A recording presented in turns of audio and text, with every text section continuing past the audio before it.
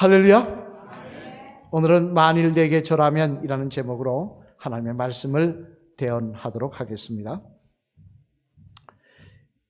예화 집에 보니까 이런 이야기가 있었습니다. 한 번은 낙타로 사막을 여행을 하던 한 사람이 밤이 되자 자려고 텐트를 천막을 쳤다는 것입니다. 그런데 사막은 낮과는 다르게 밤에 기온이 급속도로 떨어지지 않습니까? 그래 몹시 기온이 점점 내려가 추워지자 낙타가 주인에게 이렇게 말하였다는 것입니다. 주인님, 너무 추워서 그러는데 제 코만 텐트 안에 넣게 해 주십시오. 그러면 제가 따뜻할 것 같습니다. 코 넣는 게 뭐 문제이겠습니까? 그래서 주인은 그렇게 하라고 했고 낙타는 텐트 사이에 자기 코만 들이밀었다는 것입니다.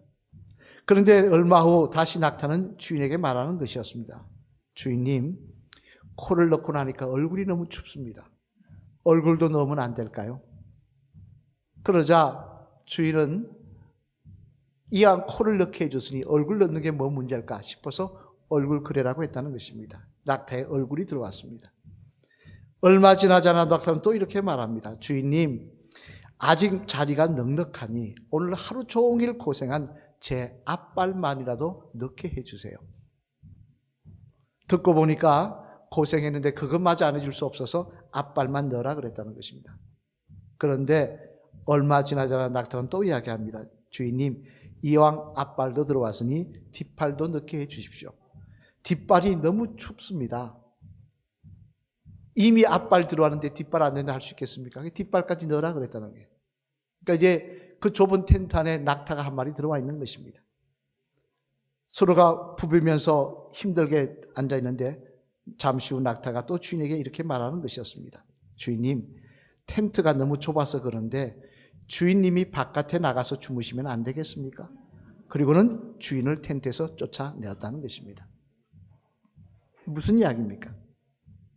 이는 바로 마귀의 간교함을 빗대어 말한 이야기로 이처럼 마귀는 아주 작은 것으로 시작하여 결국은 우리들을 무너뜨려 하나님의 자녀가 아닌 마귀의 사람으로 살게 한다. 그런 말씀입니다만 오늘 본문 말씀에도 보면 마귀의 이런 간교한 유혹이 기록되어 있는데 오늘 본문 5절로 7절 말씀 앞을 보시며 우리 한번 같이 읽어보시겠습니다. 시작.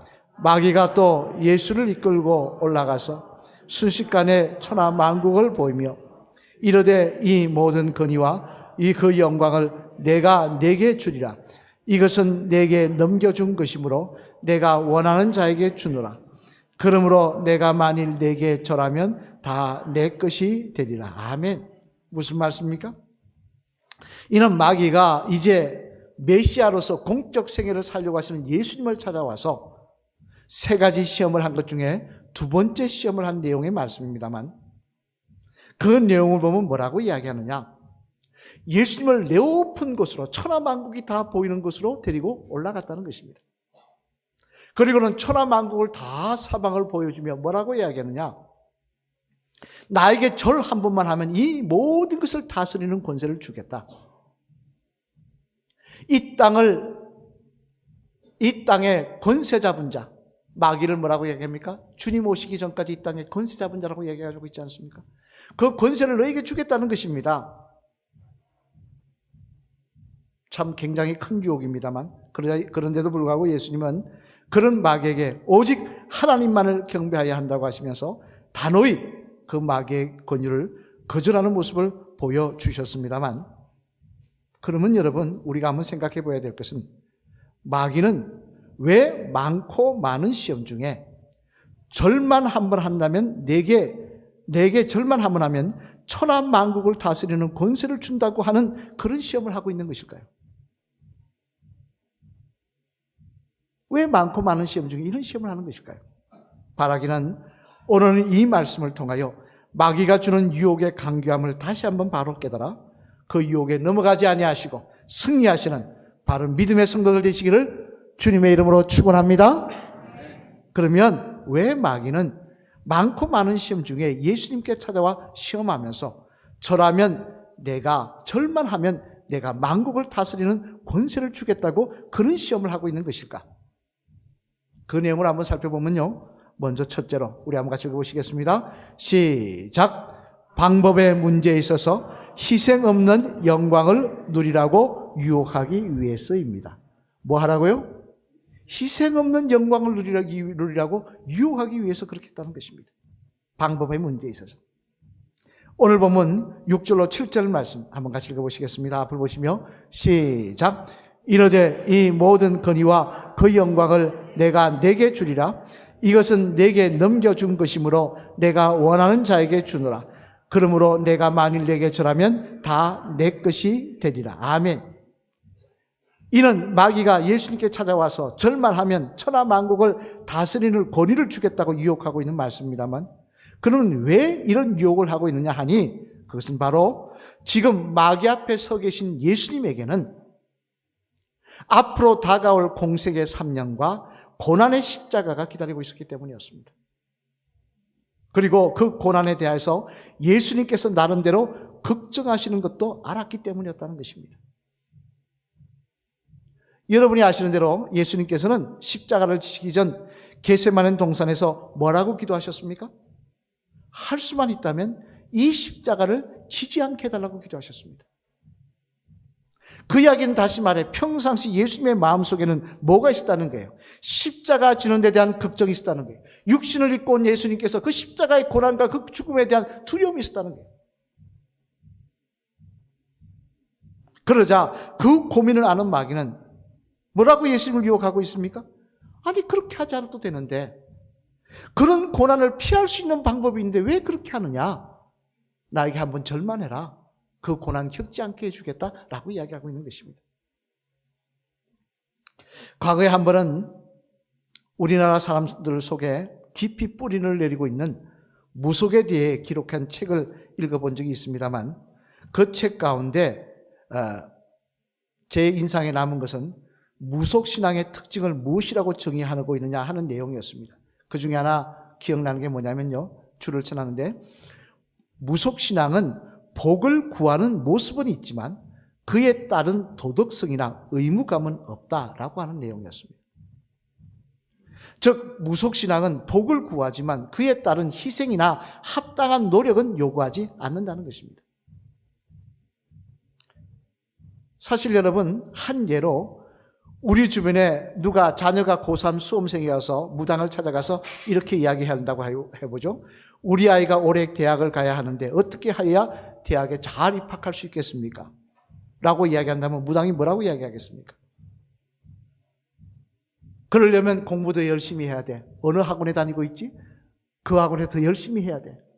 또는 밤에 일찍 자고 새벽에 일찍 일어나야 정신이 맑을 때 공부해야 도움이 되니까 새벽에 일찍 공부하도록 그렇게 아이에게 독려하라. 그렇게 무당이 이야기하는 거 들어본 적 있으십니까? 무당은 그런 이야기 안 합니다. 뭐라고 이야기합니까? 굿을 해야 돼. 아이한테 살이 끼었으니 살풀이를 해야 돼. 정숙이 부족해. 이렇게 이야기한다는 것입니다. 그저 굿이나 하고 귀신에게 빌면 대학에 못 들어갈 실력이라고 해도 또 본인이 노력하고 희생하지 않아도 대학에 들어갈 수 있다고 한다는 것입니다. 그런데 문제는 이런 무속신앙적인 모습이 성도인 우리 속에도 들어와 있을 때가 있더라는 거예요. 그래서 앞에서 예를 들어 이야기한 대학 입시만 해도 내 자녀가 공부 안 하는 줄 압니다. 매일 게임만 하고 있는 줄 압니다. 그런데도 뭡니까? 기도만 열심히 하면 좋은 대학 들어갈 줄 기대한다는 것입니다. 그러다가 결과가 그렇지 못하면 떨어지면 어떻게 합니까? 기도해도 소용이 없느니 하나님은 살아계시지 않느니 등 이런 이야기를 하며 신앙이 흔들리는 모습을 보여주더라는 거예요. 또 심지어 로또 복권 사놓고 기도합니다. 당첨되면 11조와 감사한금을 드리겠다고.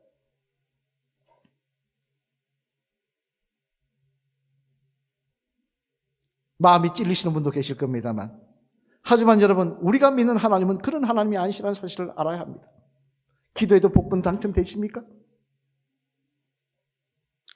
다시 말해 하나님은 그런 방법으로 역사하시는 분이 아니라는 사실을 알아야 한다는 것입니다.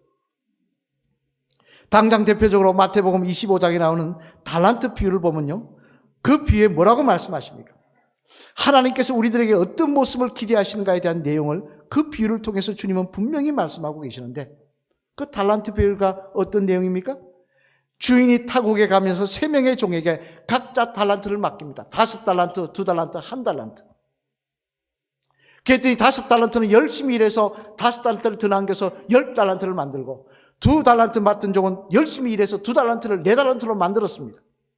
그런데 1달란트 맡은 종은 그 1달란트를 땅에 묻어두었다가 주인에게 그대로 가져갔다는 것입니다. 그러면서 뭐라고 하느냐? 참 재미난 말을 하는데요. 우리 한 같이 읽어보실까요? 마태복음 25장 24절로 25절 말씀 앞을 보시며 같이 읽겠습니다. 시작. 1달란트 받았던 자는 와서 이르되 주인이여 당신은 굳은 사람이라 심지 않은 데서 거두고 해치지 않은 데서 모으는 줄을 내가 알았으므로 두려워하며 나가서 당신의 달란트를 땅에 감추어 두었나이다. 보소서 당신의 것을 가지셨나이다. 아멘. 무슨 말씀입니까? 참 재미난 말이 있죠. 심지 않은 데서 거두고 해치지 않은 데서 모은다. 심지 않은 데서 거둔다는 것입니다. 해치지 않은 데서 모은다는 것입니다. 무슨 이야기입니까? 주인은 기적을 행할 수 있는 능력이 많은 분이라는 거예요. 따라서 내가 꼭 수고하고 열심히 하지 않아도 얼마든지 주인의 말 한마디면 몇 배로 만드실 수 있는데, 내가 뭐 꼭 그렇게 할 필요 있겠습니까? 그냥 묻어뒀다는 거예요. 그러자 주인인 하나님은 그런 종에게 뭐라고 말씀하셨습니까? 우리 뒤에 이어진 말씀인 마태복음 25장 26절로 27, 28절 말씀 같이 한번 읽어보실까요? 시작. 그 주인이 대답하여 이르되 악하고 게으른 종아, 나는 심지 않은 데서 거두고 해치지 않은 데서 모으는 줄로 내가 알았느냐? 그러면 내가 마땅히 내 돈을 치리하는 자들에게 맡겼다가 내가 돌아와서 내 원금과 이자를 받게 하였을 것이니라 하고, 그에게서 그 1달란트를 빼앗아 10달란트 가진 자에게 주라. 아멘. 무슨 말씀입니까? 이는 한마디로 말해 그런 변명이나 하며 수고하지 않는 자에게는 하나님의 은혜를 누릴 자격이 없다는 것입니다. 자신은 희생하지 않으면서, 자신은 여행을 바라면서 열매를 바라는 자를 하나님은 축복하지 않으신다는 거예요. 여러분, 물론 우리가 받은 구원의恩총, 십자가의恩총은요, 값없이 주신 하나님의 전적인 은혜입니다. 그 은혜로 우리는 구원을 받았습니다. 그러나 나머지 우리들이 추구해야 될 사명은, 우리들이 주님께 맡기신 사명, 사역은, 우리들의 삶 속에 이루어져야 될 하나님의 역사는 그런 것이 아니라는 사실을 분명히 알아야 한다는 것입니다. 우리가 희생하지 않았는데도, 노력하지 않았는데도 좋은 결과가 있다면 이것은 잘못된 것이라는 거예요. 마치 그런 것을 기대하는 것이 믿음이 좋은 것이냐 착각하지 말라는 것입니다. 시편 126편 5절 6절 말씀을 보면 시편 기자는 뭐라고 말씀합니까? 우리 같이 읽어볼까요? 시편 126편 5절 6절 말씀 같이 읽겠습니다. 시작. 눈물을 흘리며 씨를 뿌리는 자는 기쁨으로 거두리라. 울며 씨를 뿌리러 나가는 자는 반드시 기쁨으로 그 곡식단을 가지고 돌아오리로다. 아멘. 무슨 말씀입니까? 씨를 뿌리는 수고가 없이는, 눈물을 흘리는 수고가 없이는 열매도 결실도 없다는 것입니다.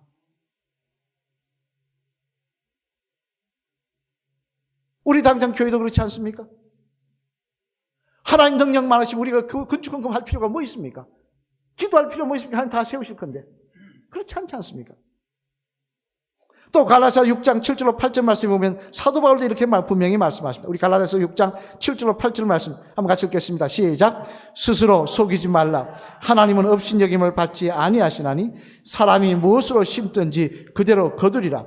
자기의 육체를 위하여 심은 자는 육체로부터 썩어질 것을 거두고 성령을 위하여 심은 자는 성령으로부터 영생을 거두느니라. 아멘. 무슨 말씀입니까? 심은 대로 거둔다는 것입니다. 다시 말해 심은 게 있어야 거두는 것도 있다는 것입니다.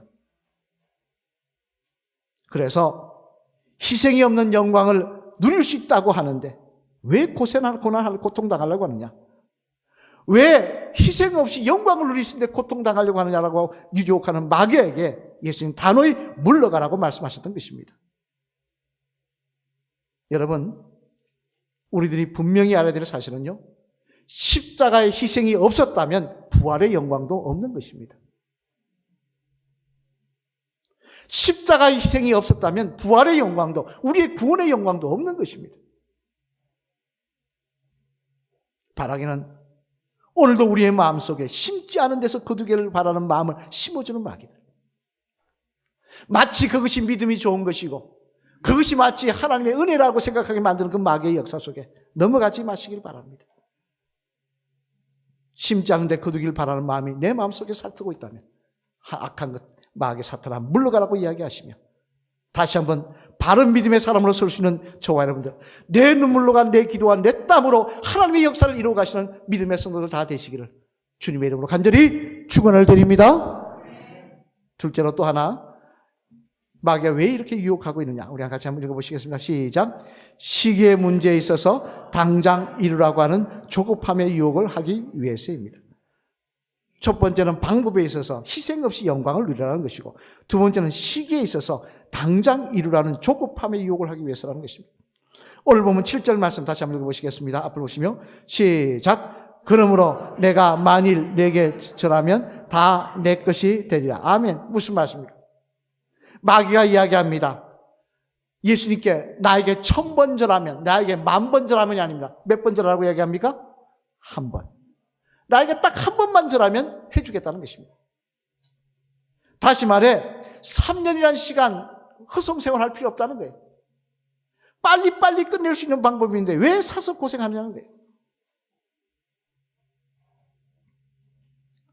지금은 코로나 때문에 성지순례를 가지 못합니다만, 과거에 아마 코로나가 아니었으면 올해나 작년쯤 우리 성지순례 갔겠죠. 다시 한번 이 두 번째 성지순례 갔겠죠. 근데 과거에 다른 교회 있을 때 제가 이스라엘과 이집트를 성도님들과 함께 다녀온 적이 있었습니다. 그때 이집트에 가서 놀란 일들이 몇 가지 있는데, 물론 뭐 피라미드 보고 뭐 예수님 피난교회 보고 놀란 것도 있겠지만, 그걸 떠나서 이집트 사람들에게 놀란 게 있었는데, 그게 뭐냐니까, 이 사람들이, 장사하는 사람들이 보통 한국말 몇 마디는 다 할 줄 알더라는 거예요. 요즘처럼 뭐 K-팝 뭐 이게 드라마 이거 하기 전인데, 오래전인데, 벌써 10몇 년 전인데 다 알더라는 거예요. 그래서 물을 영어로 뭐라 그러는지, 물을 영어로 뭐라 합니까? 워터 그러지 않습니까? 지나가면 뭐라 하면 물 그럽니다. 물 그래요. 물 사세요, 물 사세요. 그리고 남자면 다 뭐라 그러는지 아십니까? 아저씨. 여자면 다 아줌마. 저도 아저씨 소리 많이 들었습니다. 아저씨, 물 그럽니다. 그런데 그 모습을 보면서 얼마나 많은 한국 사람이 다녀갔으면 이럴까, 성지순례를 갔으면 이럴까 하는 생각도 해보았습니다만, 근데 그 말 중에 제 마음에 참 끄끄러운 말이 있었습니다. 그게 뭔가 하니, 인사하면 안녕하세요라고 해야 되는데, 그 사람들 저를 보고 한국인이냐고 물어보고 한국인이라 그러면 제일 첫 마디가 뭐냐, 아저씨 하고 나서 빨리빨리 그럽니다. 웃으면서 빨리빨리 합니다. 그 말이 제 마음속에 좋게 들리지만은 않더라는 거예요. 물론 이 디지털 시대가 와서 빨리빨리가 좋은 점도 있습니다. 하도 세대가 빨리 바뀌니까 빨리빨리에 적응 잘하는 우리가 유리할 때도 있습니다. 그러나 꼭 그렇지만은 않더라는 거예요. 이 빨리빨리 때문에 그동안 크고 작은 사고들이 많이 일어나지 않았습니까? 이는 또한 신앙의 모습도 마찬가지였어요. 신앙도 빨리빨리가 다 좋은 게 아닙니다. 당장 마태오 창세기 16장 말씀에 기록된 믿음의 조상 아브라함을 한번 볼까요? 우리 창세기 16장 2절 말씀 한번 같이 읽겠습니다. 아브라함의 큰 실수가 기록되어 있는데 우리 같이 읽겠습니다. 시작. 사레가 아브라함에게 이르되 여호와께서 내 출산을 허락하지 아니하셨으니 원하건대 내 여종에게 들어가라. 내가 혹 그로 말미암아 자녀를 얻을까 하노라 하며 아브라함이 사레의 말을 들으니라. 아멘. 참 이게 큰 역사의 변곡점입니다. 아브라함이 사레가 뭐라고 이야기하느냐? 하나님이 아들 주시겠다고 했는데 10년이 지나도 주지 않으니까 내 종 이스라엘 애굽 여인 하갈의 방으로 들어가라 했다는 것입니다. 여기서 아이가 태어나면 누굽니까? 이스마엘이라는 아이들이 태어납니다. 그럼 이스마엘이 누구의 조상입니까? 애굽인들의 조상이에요. 그 애굽인들과 이삭의 자녀 이스라엘이 지금도 싸우고 있더라는 거예요. 지금도 죽이고 있더라는 거예요. 만약 그날 밤에 아브라함이 그 방에 들어가지 않았으면 이런 일이 없었을 것입니다. 왜 들어갔습니까? 왜? 아브라함의 조급함 때문이었습니다. 10년이 지났는데도 하나님 주시지 않으니 그 그의 조급함에 다른 방법을 찾았던 것입니다. 성경에 보면요, 그런 내용이 많이 기록되는데 하나만 더 볼까요? 이스라엘의 초대 왕이었던 사울만 하더라도 버림받은, 첫 번째 하나님께 버림받은 경고를 받은 내용이 기록되는데 우리 한번 같이 볼까요? 그 이유에 대해서 우리 사무엘상 13장 8절 9절 말씀 같이 읽겠습니다. 시작. 사울은 사무엘이 정한 기한대로 이레 동안을 기다렸으나 사무엘이 길갈로 오지 아니하며 백성이 사울에게서 흩어지는지라. 사울이 이르되 번제와 화목 제물을 이리로 가져오라 하여 번제를 드렸더니. 아멘. 무슨 말씀입니까? 전쟁에 하기 전에 제사를 드려야 되는데 그 제사를 드릴 수 있는 것은 선지자나 제사장밖에 없었습니다. 하나님이 그 사람만 드리라고 했어요. 선지자도 아니고 제사장도 아닌 사울이 이틀이 지나도 사무엘이 오지 않으니까 조급한 마음에 자기가 드려버렸다는 거예요. 그러자 하나님 어떻게 하십니까? 내가 너를 버리라고 이야기하고 있다는 거예요. 이처럼 마귀는 우리 마음속에 조급함을 심어줍니다. 당장 돼야 되지 않느냐? 그 조급함을 심어주니까 문제가 뭡니까? 그 조급함의 끝은 불평이에요. 그 조급함의 끝은 원망이에요. 내 생각대로 내 계획대로 안 되니까. 조급하고 급한 내 성격대로 안 되니까. 마귀는 그렇게 역사하는 것입니다. 하지만 여러분, 우리는 그런 유혹 앞에 넘어가지 말아야 될 것입니다. 나의 각오와 미래를 아시고 모든 것을 합력하여 선을 이루시는 하나님을 믿는 믿음으로, 나의 모든 것을 아시는 하나님의 그 하나님이 나에게 선하시다, 그분의 역사는 나에게 선하시다를 믿는 믿음으로 조급함을 심어주는 마귀의 유혹 앞에서 담대히 승리하는 저와 여러분들이 되어야 할 줄로 믿습니다. 그래야 할 때 우리는 쉽게 낙심하며 쉽게 절망하고 원망하는 자가 아니라 끝까지 주님을 찬양하며 주님의 믿음의 길을 걸어가는 믿음의 성도들이 될 줄로 믿습니다.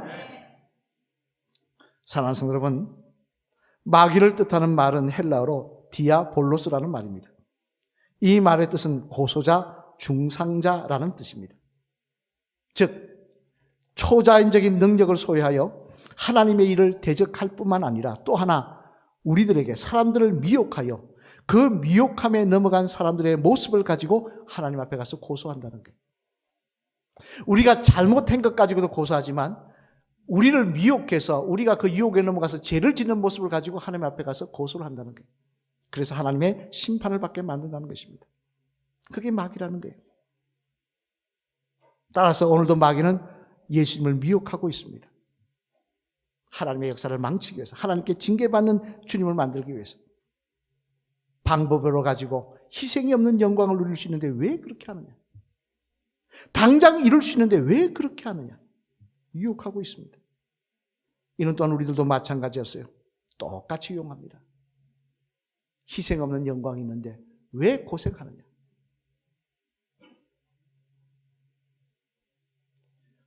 왜 내 마음속에 빨리 이룰 수 있는데 조급한 마음을 심어줘서 하나님 앞에 불평하며 원망하게 만들 것입니다. 그러나 그런 유혹이 아무리 많다고 할지라도 우리는 고백해야 될 것입니다. 나는 나를 택하신 하나님 아버지의 선하심을 믿노라. 나는 나를 택하신 하나님의 아버지의 선하심을 믿노라. 그분은 나에게 나의 인생에서 항상 선하시다. 합력하여 선을 이루실 것이다. 지나고 난 다음에 이것으로 간증하게 하시고, 지나고 난 다음에 이것으로 찬양하게 하시고, 지나고 난 다음에 이것으로 나를 더 귀한 믿음의 사람으로 만들어 가실 것이다. 그렇게 고백하며 이 마귀의 유혹에 넘어가지 않은 저와 여러분이 될 때 우리는 오늘도 끝까지 찬양하며 간증하며 감사하며 주님을 따라가는 믿음의 성도들 될 줄로 믿습니다.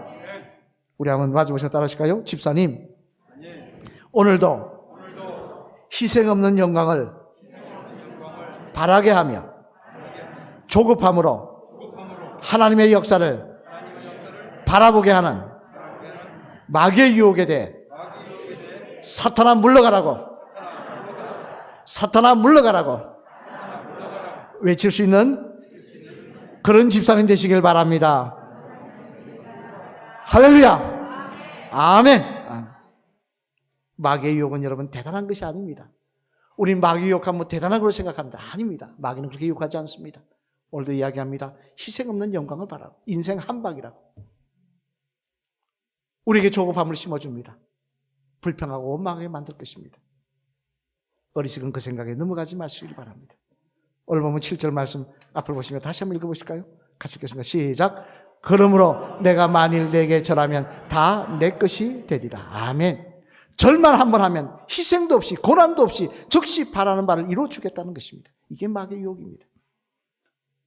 바라기는 오늘도 이 마귀의 유혹 앞에 하나님의 선하심을 믿고 오늘도 심은 것을 거두게 하신 하나님의 역사를 바라보며 눈물로 기도로 주님 따라가시는 저와 여러분 되시기를, 사탄아 물러가라 외치며 주님 바라보며 따라가시는 믿음의 성도들, 십자가 붙들고 달아가는 주의 십자가 군병들 되시기를 주님의 이름으로 간절히 축원을 드립니다.